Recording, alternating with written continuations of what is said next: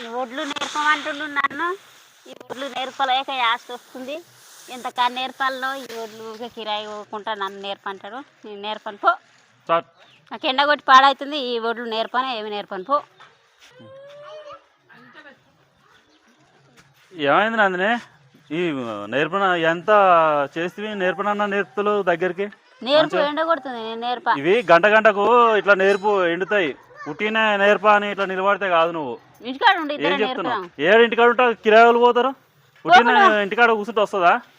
కిరాయి పోవాలన్నా ఇప్పుడు జనగం పోవాలి. నేను ఇప్పుడు నేర్పు గంట గంటకు నేర్పి ఆ కోళ్ళు కుక్కలు నక్కలు రాకుండా జాగ్రత్త చూడు. ఇక్కడ కూర్చో. నీడకు ఒడ్లు నేర్పితే ఎట్లా ఎండుతాయి అనుకుంటున్నావు? ఎండ కొడుతుందని నీడకు నేర్పిన. ఎండ కొడుతుందా? నీడ నేర్పినావు. ఫ్రెండ్స్, ఇక మా పంచాయతీ అయితే గిట్లుంటుంది.